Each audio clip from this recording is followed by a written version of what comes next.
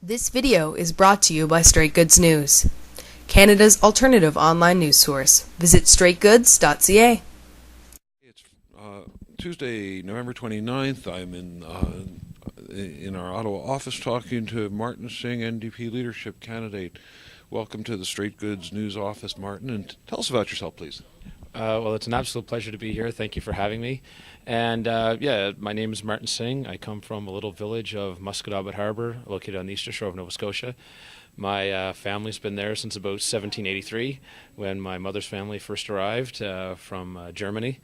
And I'm a businessman and a pharmacist. I have, I shouldn't say I have, my brother and I have a number of businesses and companies throughout Nova Scotia and Ontario, the largest of which actually is right here in Ottawa. It's a 125-bed residential care facility just off North River Road. And that's basically what I do for my life, my career. The company has about 150 employees, stretch over the two provinces, and the businesses are in communities as, small rural villages all the way up to the most urban of cities, like here in Ottawa. Are you a longtime New Democrat? It's not common to have people who own chains of drugstores in the NDP.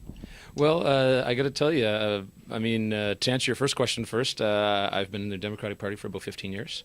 But I think it's a bit of a misperception that business people are not, part of the New Democratic Party.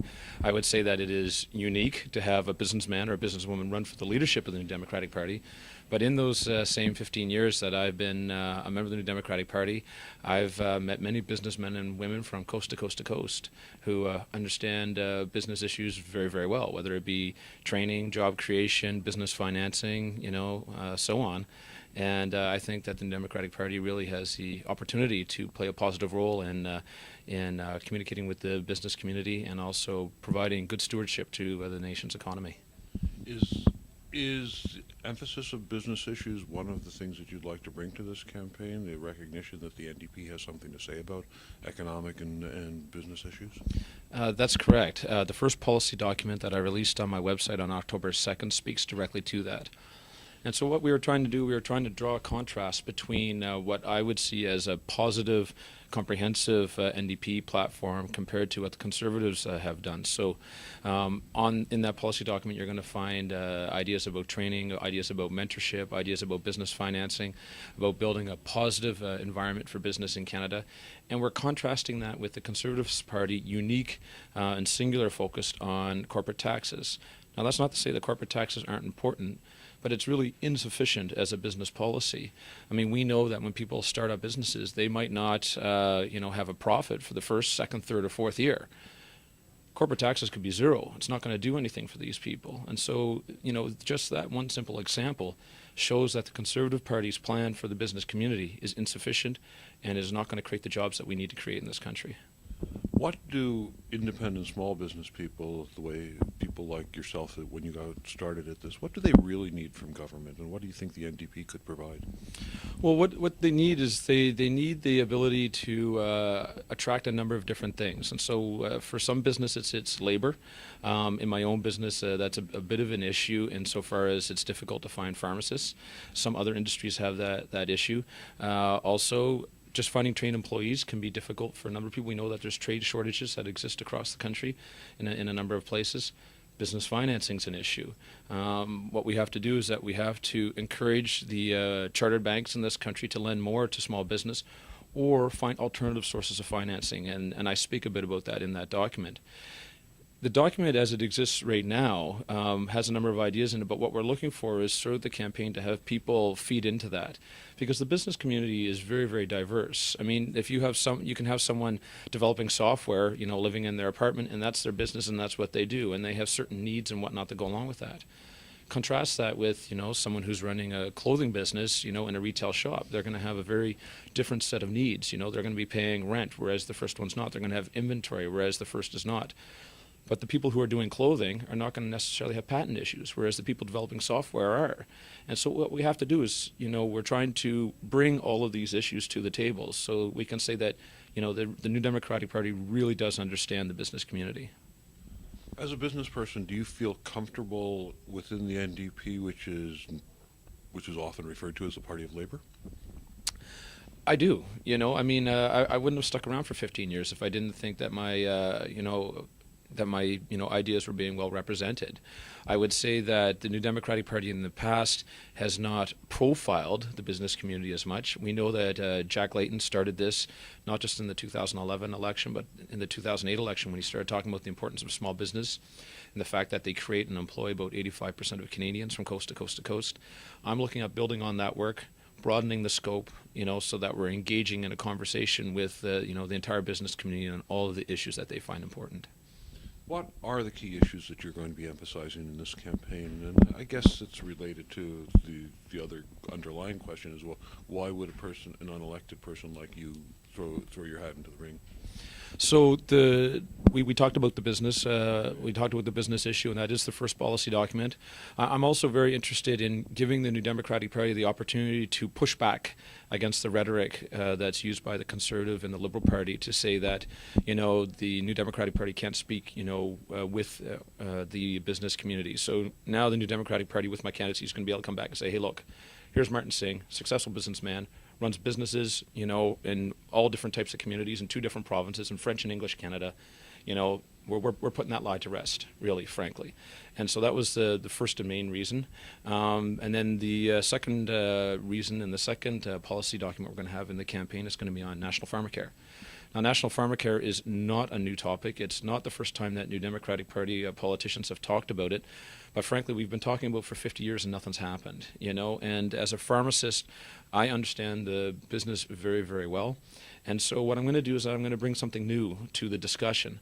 The studies that have existed in the past, including the most recent and most comprehensive study, which was done by the Canadian Centre for Policy Alternatives right here out of Ottawa, talks a lot about the savings. But what they don't talk about is the impact on the private sector, and they don't talk a lot about the implementation process.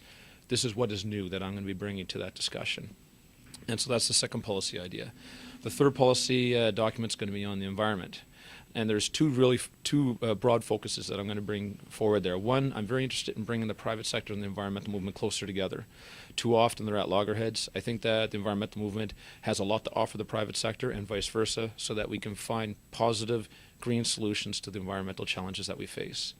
Secondly, whenever we talk about the environment, we must talk about climate change. Whenever we talk about climate change, we must talk about the tar sands. A lot of politicians that talk about the tar sands have never even really been there. Well, prior to me going into the pharmacy business, I worked as a chemical engineer. I worked for Singh in the mining department doing environmental work. And so I have a very solid understanding of the revenue and job creation opportunities that exist within the tar sands. But I also have a very good understanding of the environmental challenges that exist there as well. And so I think I am uniquely positioned to find the appropriate balance that we need in that particular issue. And these are my ideas, the 3 ideas that I'm putting forward. Are there places where you disagree with the other leadership candidates? I think that you're going to find differences throughout the campaign. What we're doing currently is that we're profiling our strengths, and that's the same that is true of all the other campaigns as well. And so, I think that we'll see probably through the debate process that begins on December 4th that the candidates will bring forward their own ideas, and there may be some differences that exist therein. What about the issue that keeps being raised of merger or cooperation with the Liberal Party? Do you have a position on that? I am not a merger candidate. I would say that my position reflects very closely the position that Jack Layton took, which was that he was very interested in cooperating where it met the positive benefit of Canadians, but I am not a merger candidate. So how are you going to organize your campaign, since you're not an elected politician? You probably don't have access to the party organizers, and many of them would have. How are you going to run things? Well, I do have access to some of the party organizers. They're working on my campaign, in fact. The campaign really got a lot of support right from the very beginning. And so what we did to facilitate that support is we decided to put 3 offices up across the country. And so we have one that's located at Halifax, and that's the Eastern Canada office, and that's servicing the Atlantic provinces.